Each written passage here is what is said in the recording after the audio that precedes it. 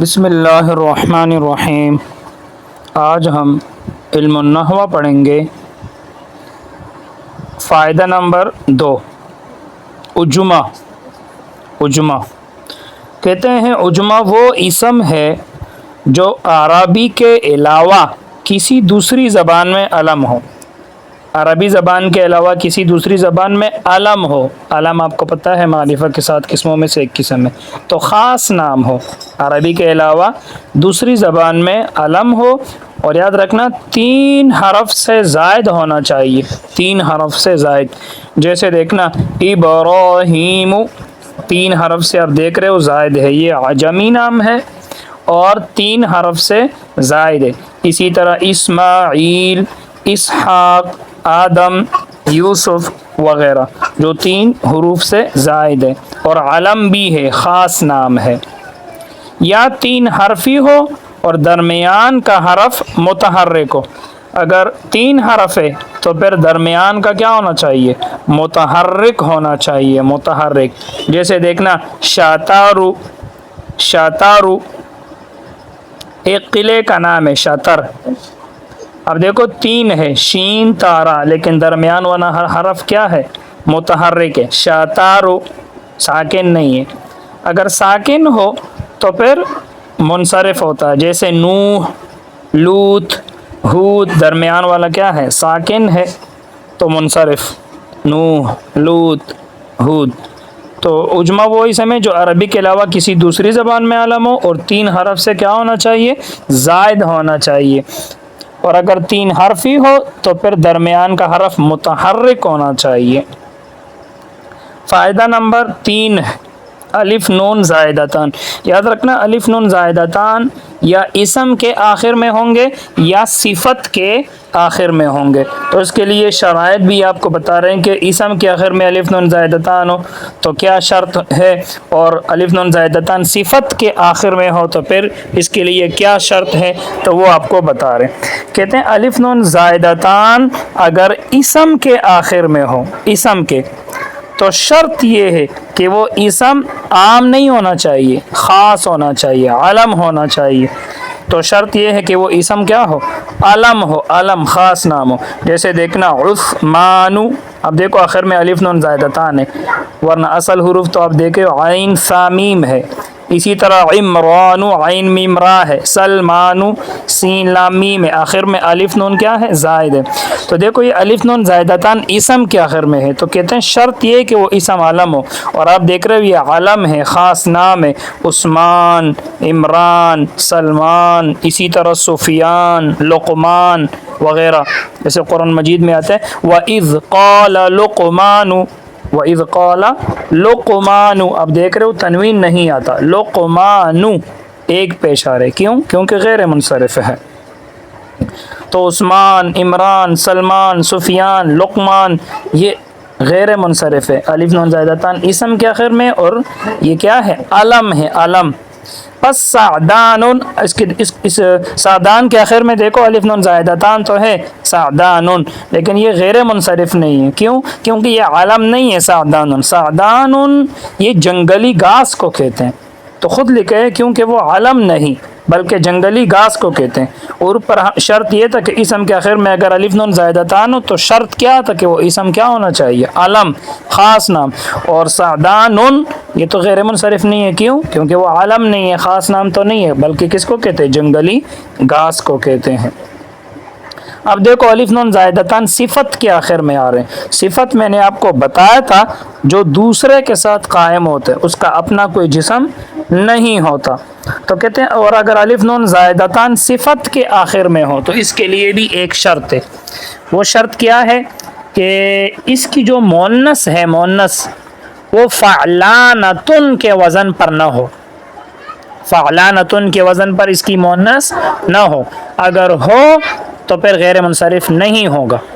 تو کہتے ہیں اگر الف نون زائدتان صفت کے آخر میں ہو تو شرط یہ ہے کہ اس کی مؤنث فعلانتن کے وزن پر نہ ہو۔ جیسے دیکھو سکرانو یہ غیر منصرف ہے، یہاں دیکھو سکرانو الف نون زائدتان کس کے آخر میں آیا؟ صفت۔ صفت کس کو کہتے ہیں؟ جو دوسرے کے ساتھ قائم ہو۔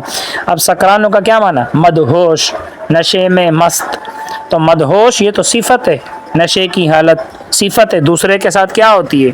قائم ہوتی ہے۔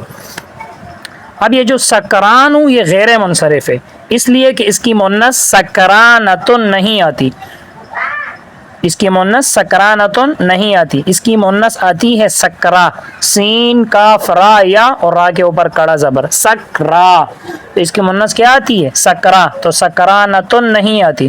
جب سکرانتن نہیں آتی تو یہی تو کہا تھا شرط یہ کہ اس کی مؤنث فعلانتن کے وزن پر نہ ہو، تو اس کی مؤنث سکرانتن نہیں آتی۔ اگر سکرانتن آتی تو پھر کس کے وزن پر ہو جاتا؟ فعلانتن کے وزن پر ہو جاتا، پھر یہ غیر منصرف نہ ہوتا، لیکن اس کی مؤنث سکرانتن نہیں آتی بلکہ کیا آتی ہے؟ سکرا آتی ہے، تو لہٰذا یہ کیا ہے؟ غیر منصرف ہے، غیر منصرف۔ اسی طرح عطشانو، عطشانو، عطشانو بھی غیر منصرف ہے، عطشانو پیاسا، صفت کے آخر میں الف نون زائدتان ہے، اور عطشانو اس کے جو مؤنث ہے وہ عطشا آتی ہے، عطشا، تو فعلانتن کے وزن پر تو نہیں ہے، یہ بھی غیر منصرف ہے۔ اسی طرح جوعانو بھوکا شخص، جوعانو یہ بھی غیر منصرف ہے کیونکہ اس کی مؤنث جوعا آتی ہے، جوعا، تو فعلانتن کے وزن پر تو نہیں آتی۔ سکرانو کا مؤنث کیا آتا ہے؟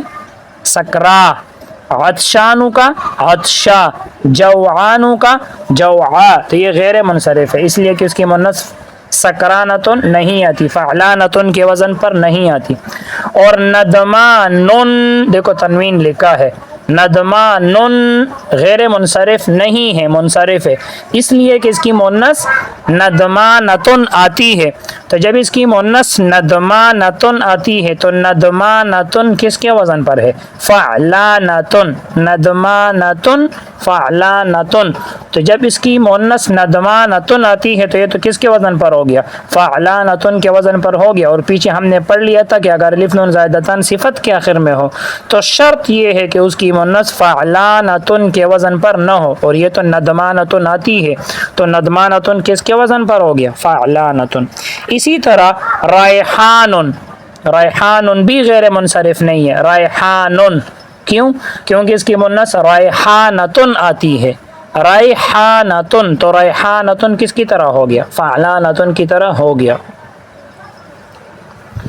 تو الف نون زائدتان یا اسم کے آخر میں ہوگا یا صفت کے آخر میں ہوگا۔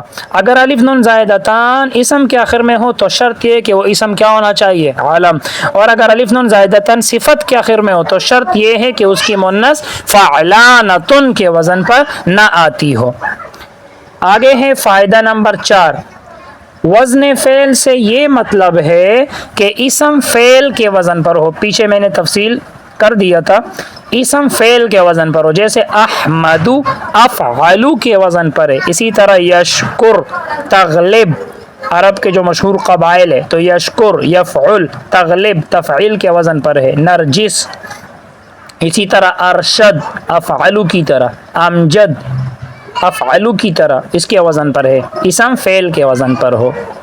فائدہ نمبر 5 ہے، یہ یاد رکھنا بڑی قیمتی بات ہے، یاد رکھنا غیر منصرف کے اوپر اگر الف لام آ جائے، غیر منصرف لفظ کے اوپر الف لام آ جائے یا غیر منصرف لفظ آگے دوسرے اسم کی طرف مضاف ہو جائے تو یاد رکھنا اس کو حالت جری میں کسرہ دیا جاتا ہے، تنوین پھر بھی نہیں آئے گا، حالت جری میں اس کے نیچے پھر کیا آ سکتا ہے؟ کسرہ آ سکتا ہے، کب؟ جب غیر منصرف کے اوپر الف لام آ جائے یا غیر منصرف کا لفظ آگے دوسرے اسم کی طرف مضاف ہو۔ اس کی مثال دیکھنا، جیسے صلیت فی مساجدہم، میں نے نماز پڑھی ان کے مساجد میں، ترجمہ مقصد نہیں ہے، یہاں دیکھنا مساجد، دیکھو یہ غیر منصرف ہے کیونکہ یہ جمع منتہی الجموع ہے، مساجد، مساجد مفاعل کی طرح کیا ہے؟ جمع منتہی الجموع ہے۔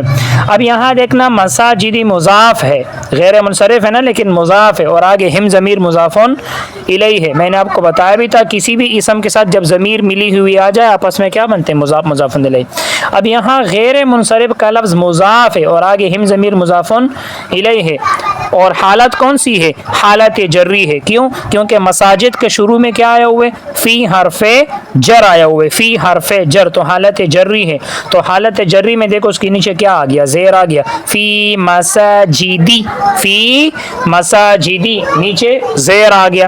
اسی طرح الف لام کی مثال سننا، وَذَهَبْتُ إِلَى الْمَقَابِرِ، اب دیکھو مقابر مساجد کی طرح غیر منصرف ہے، اب دیکھو اس کے شروع میں کیا آ گیا، الف لام آ گیا، المقابر، شروع میں الف لام آیا، اور حالت کون سی ہے، حالت جری ہے، کیونکہ شروع میں کیا آیا ہوئے، الا، تو تب اس کے حالت جری میں اس کے نیچے کیا آ سکتا ہے، زیر آ سکتا ہے، تو الی المقابر، الی المقابر۔